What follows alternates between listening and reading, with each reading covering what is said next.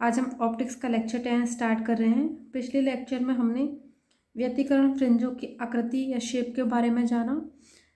इसमें हम व्यतिकरण फ्रिंजों की चौड़ाई ज्ञात करेंगे। हम जानते हैं कि प्रकाश तरंगों के व्यतिकरण प्रतिरूप में हमें फ्रिंजें मिलती हैं। तो जो दो प्रकार की फ्रिंजें हमें प्राप्त होती हैं, दीप्त फ्रिंजें यानी चमकीली फ्रिंजें और काली फ्रिंजें जिनको कि डार्क फ्रिंजें कहते हैं। तो जो दो क्रमागत चमकीली अथवा दो क्रमागत काली फ्रिंजों के बीच की दूरी है उसे हम फ्रिंज चौड़ाई कहते हैं। एक बार इसकी डेफिनेशन फ्रिंज चौड़ाई को किसको बोलते हैं? The distance between two successive bright और dark fringes is called fringe width. और हम फ्रिंज विड्थ को बीटा से डिनोट करेंगे।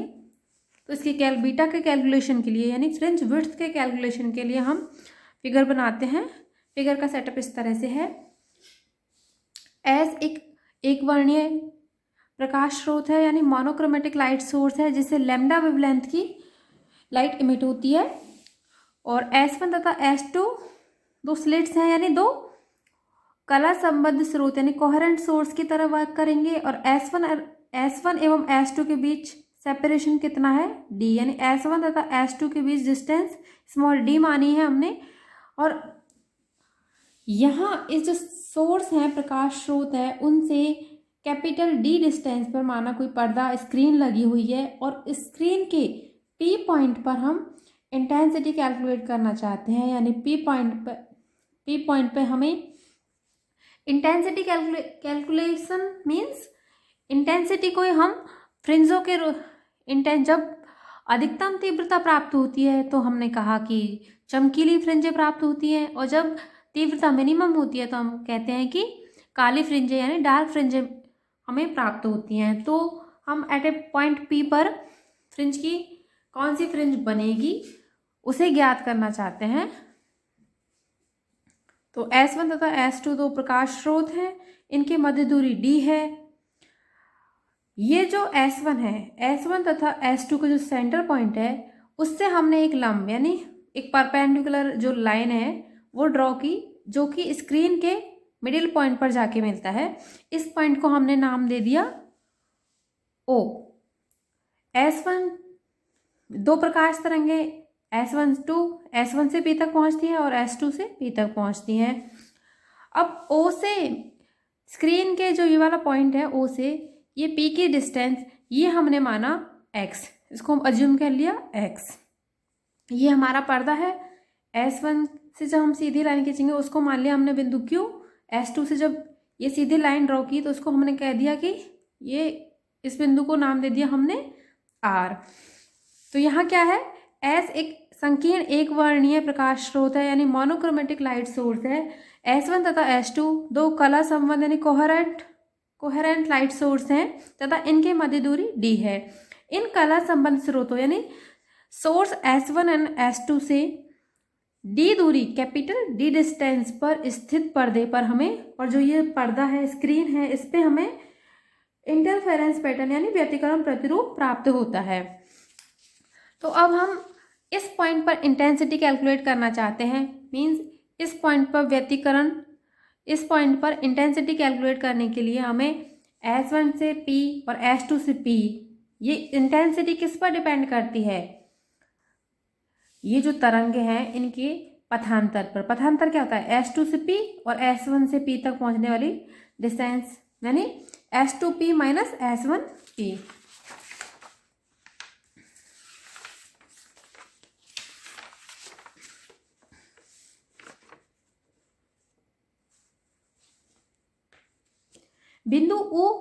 बिंदु O क्या है? ये जो स्क्रीन है इस पर्दा है उसका केंद्र है जहां स्रोतों S1 तथा S2 से पहुंचने वाली तरंगों के मध्य पथांतर पाथ डिफरेंस 0 होता है।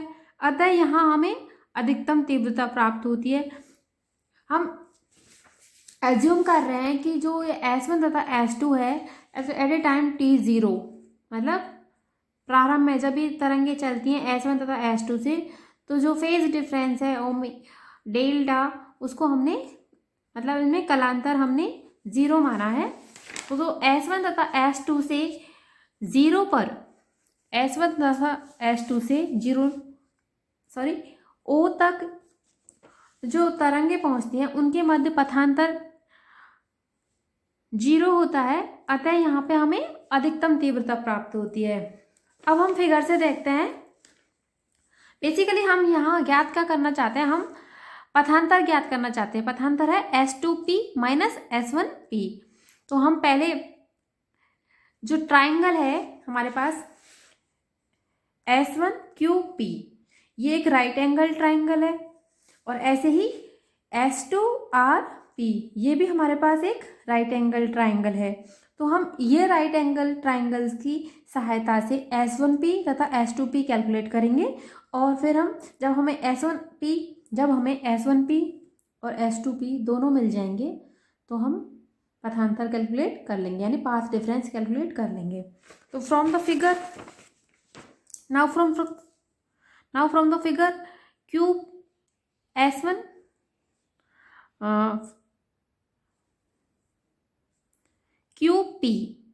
QP कितना होगा हमारे पास, हमने O से और P तक डिस्टेंस है, O से और P तक ये डिस्टेंस हमने मानी x, और हम ज्ञात करना चाहते हैं कि QP कितनी होगी। ये सेंटर पॉइंट है, और हम कह रहे हैं कि S1 तथा S2 इनके बीच जो डिस्टेंस है वो कितनी है d। तो यहाँ से और यहाँ तक की डिस्टेंस कितनी होगी, d/2, और ऐसे यहाँ से और यहाँ तक की डिस्टेंस कितनी होगी, ये भी कितनी होगी, d/2। तो जब ये यहाँ से और यहाँ तक जो डिस्टेंस है वो d/2 है, तो O से Q तक की ये कितनी होगी, d/2। तो जब हम x में से ये d/2 घटा देंगे या माइनस कर देंगे, सब्ट्रैक्ट कर देंगे, तो हमें मिल जाएगा क्या, QP। तो x माइनस d/2, तो QP किसके इक्वल हो गया, x माइनस d/2। इसी तरह इस राइट एंगल ट्राइंगल, ये जो राइट एंगल ट्राइंगल है S2RP, अब हमें पता है कि P से O तक की डिस्टेंस वो कितनी है, x, और हमें पता है कि यहाँ से और यहाँ तक की डिस्टेंस है d/2। तो P से R तक की कितनी हो जाएगी, x प्लस ये कितनी है, d/2। तो RP वो कितना होगा, x प्लस d/2। तो from the figure QP equals to x minus d/2 and QP equals to x minus d/2 and PR equals to x plus d/2। and now from triangle S1QP, triangle right angle triangle की property से हम जानते हैं कि कर्ण square बराबर आधार square plus लंब स्क्वायर। तो यहाँ से हम लिख देंगे कि S1P का whole square equals to S1Q का होल स्क्वायर प्लस QP का होल स्क्वायर। तो फ्रॉम द फिगर S1P का whole square equals to S1P का whole square equals to S1Q का होल स्क्वायर प्लस QP का होल स्क्वायर। अब हमने S1Q की वैल्यू पुट कर दी। S1Q ये कितना होगा, यहाँ से यहाँ तक की डिस्टेंस है कैपिटल D, तो S1 से Q तक की डिस्टेंस भी क्या होगी, कैपिटल D। तो S1Q की वैल्यू पुट कर दी हमने D प्लस QP की वैल्यू x माइनस d/2 का होल स्क्वायर। अब इसमें हमने d स्क्वायर कॉमन ले लिया, तो ये हो गया 1 प्लस x माइनस d/2 का होल स्क्वायर अब बाय d स्क्वायर। यहाँ से हमने इसका स्क्वायर को इधर लेके गए तो ये अंडर रूट में हो जाएगा, d स्क्वायर का अंडर रूट लेंगे तो d, और यहाँ लग जाएगी पावर 1/2। अब इसको द्विपद में विस्तार से लीजिए, द्विपद में से जब हम इसका एक्सपेंशन करेंगे तो 1 प्लस एक्स की power 1 plus X to the power 1/2 ये वाला फॉर्मूला होता है, उससे हम इसका विस्तार कर रहे हैं। तो इसके फॉर्मूले से जब इसका एक्सपेंशन करेंगे तो d 1 plus 1/2 d square x minus d/2 का होल स्क्वायर प्लस ये जो टर्म है x माइनस d/2 का होल स्क्वायर, इसकी हायर पावर्स आएंगी यहाँ पे। और हम स्टार्ट में हमने एज्यूम किया है कि जो ये d डिस्टेंस है S1 से S2, हम एज्यूम कर रहे हैं कि S1 से S2 की जो डिस्टेंस है स्मॉल d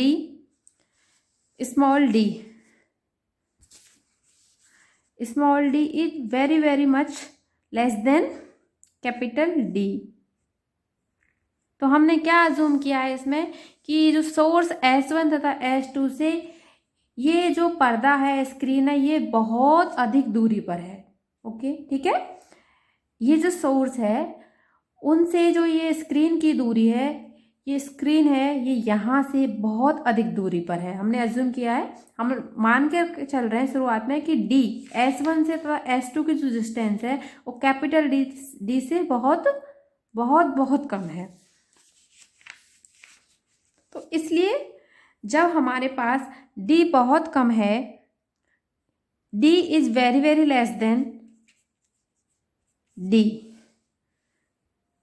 तो जब ये d बहुत कम है तो ये जो इसकी हायर टर्म्स हैं x minus D by two का होल स्क्वायर अपॉन जो हायर टर्म्स हैं वो हो जाएंगी नगण्य। तो हमने नेक्स्ट स्टेप में हमने लिखा S1b is similar to is equals to D 1 plus 1/2d square x minus D by two का होल स्क्वायर। जो हायर टर्म्स है उनको हमने नगण्य मान लिया, तो इक्वेशन इस तरह से आ गई हमारे पास में।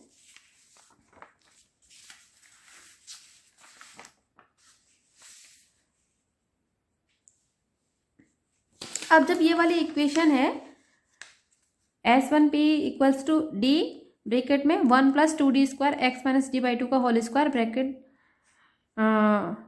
ब्रैकेट ये वाला, तो इसको जब ओपन करेंगे तो हमें नेक्स्ट स्टेप मिलेगा S1p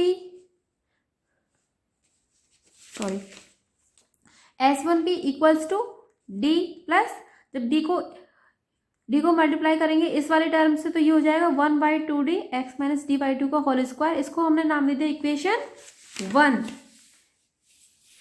इसको हमने नाम दे दिया इक्वेशन 1। सिमिलरली फ्रॉम पहले हमने देखा था ट्राइंगल S1QP से हमने निकाला S1P, इसी तरह ट्राइंगल S2R एंड P से हम निकालेंगे इक्वेशन, हम निकालेंगे S2P की वैल्यू। तो S2P कैसे होगा, हम जानते हैं कि कर्ण स्क्वायर, ये भी राइट एंगल ट्राइंगल, हम जानते हैं कि कर्ण स्क्वायर बराबर क्या होता है, आधार स्क्वायर प्लस लंब स्क्वायर। तो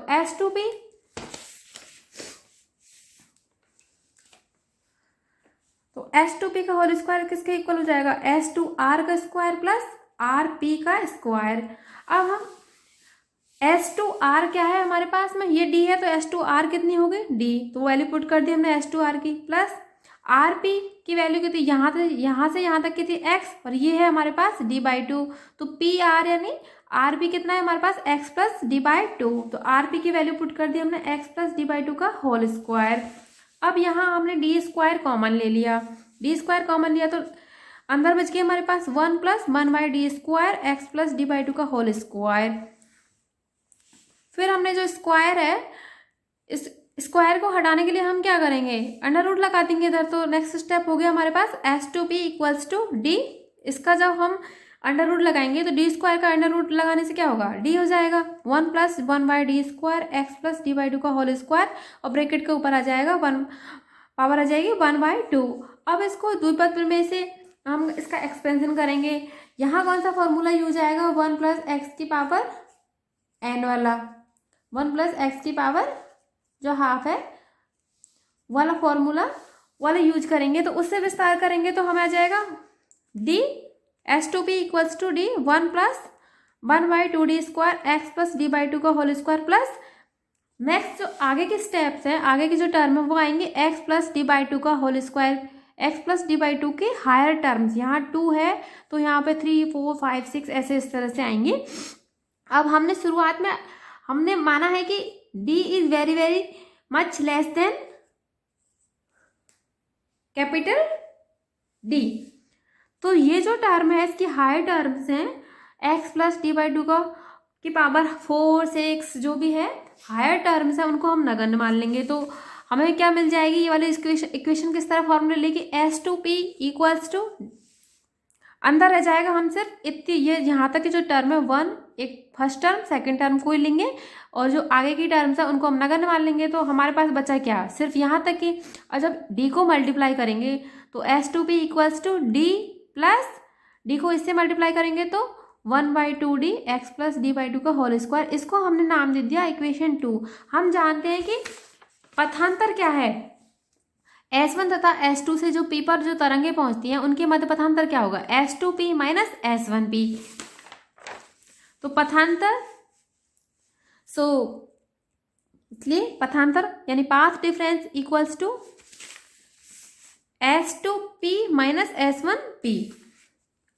अब इक्वेशन 1 है हमारे पास S1P का और इक्वेशन 2 है हमारे पास S2P का। तो इक्वेशन 1 और 2 से वैल्यू इसमें पुट करेंगे तो S2P minus S1P equals to, हमने वैल्यू पुट कर दी S2P d प्लस 1/2 ये है हमारी S2P की वैल्यू, ये है हमारी S1P की वैल्यू।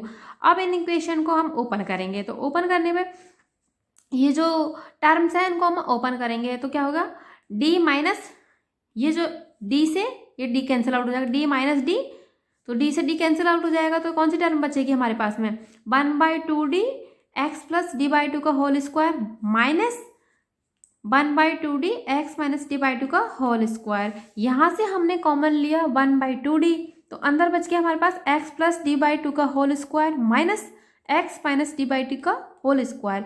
अब जो ये पूरी ब्रैकेट के अंदर टर्म है, ये जो ब्रैकेट के अंदर पूरी टर्म है, इसको सॉल्व करने पर हमारे पास क्या बचेगा, देखो इसको हम जब स्क्वायर को ओपन करेंगे तो हमारे पास हो जाएगा एक्स स्क्वायर प्लस, देखो ये x square plus D square by 4। तो इधर जब इसको स्क्वायर का ओपन करेंगे हम a प्लस बी का होल स्क्वायर का फॉर्मूला से तो ये हो जाएगा x square plus D square by 4। तो x square plus D square by 4 भी है, इधर भी है, इधर भी है, बीच में है माइनस का चिन्ह। तो ये इनके जो इंडिविजुअल स्क्वायर्स हैं एक्स और डी बाई टू का स्क्वायर है वो आपस में कैंसिल आउट हो जाएंगे। हमारे पास टर्म्स कौन सी बचेंगी, जो 2ab a प्लस बी का होल स्क्वायर में जो a square plus B square तो कैंसिल हो जाएंगी और जो टर्म होती है 2ab यानी यहाँ पे 2 into x into D by to जो कि हो जाएगी एक्स डी। तो इधर से बचेगी एक्स डी माइनस अंदर क्या बचेगा, minus of 2xd minus 2ab minus 2, इसको ओपन करेंगे तो x square plus D square by 4 minus 2x into D by 2, तो इधर बचेगा माइनस एक्स डी। अब माइनस एक्स डी को जब माइनस से मल्टीप्लाई करेंगे तो हो जाएगा वो इधर से भी एक्स डी और इसको जब सॉल्व करेंगे तो इधर भी एक्स डी, तो एक्स डी और एक्स डी मिलकर हो जाएंगे 2xd। कहने का मतलब ये है, ये जो ब्रैकेट के अंदर टर्म है इसको हम ओपन करते जाएंगे, इसको सॉल्व करेंगे तो अंदर हमें मिलेगी, इसको सॉल्व करने पर हमारे पास इसको सॉल्व करने पर हमारे पास इसकी जो ब्रैकेट की वैल्यू वो क्या आएगी, किसके इक्वल आएगी, 2xd। तो नेक्स्ट स्टेप हो गया हमारा S2p minus S1p equals to 1/2d multiplication में 2x स्मॉल d। तो नेक्स्ट स्टेप हो गया हमारा S2p minus S1p equals to 1/2d।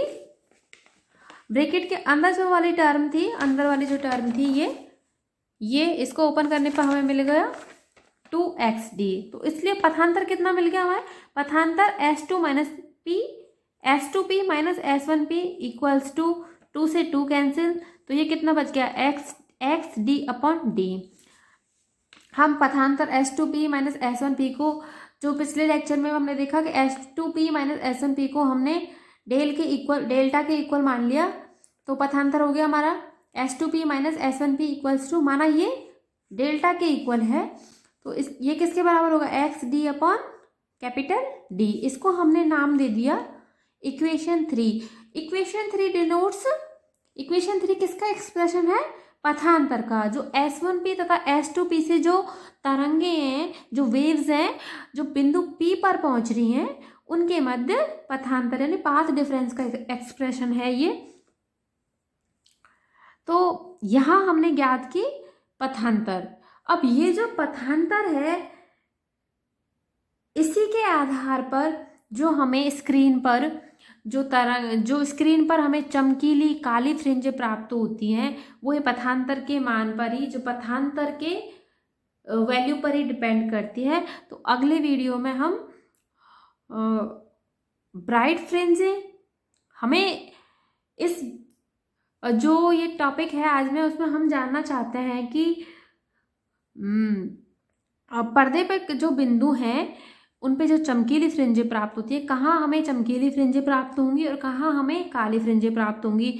और ये जो फ्रिंज चौड़ाई किसको कहा गया, दो क्रमागत चमकीली अथवा दो क्रमागत काली फ्रिंजों के बीच की दूरी को ही हम फ्रिंज चौड़ाई कहते हैं। तो जब हमें चमकीली फ्रिंजों की पोजीशन प्राप्त होगी या काली फ्रिंजों की पोजीशन प्राप्त होगी तभी हम फ्रिंज चौड़ाई ज्ञात कर सकेंगे। तो पहले हम देखेंगे कि फ्रिंज हमें किस पॉइंट पर कौन सी फ्रिंजें मिलती हैं, और जब हमें फ्रिंज पोजीशन प्राप्त हो जाएगी तो हम फ्रिंज पोजीशंस मिल जाएगी तो हम फ्रिंज चौड़ाई भी ज्ञात करेंगे। तो नेक्स्ट वीडियो में हम bright fringe and dark fringe की चौड़ाई ज्ञात करेंगे।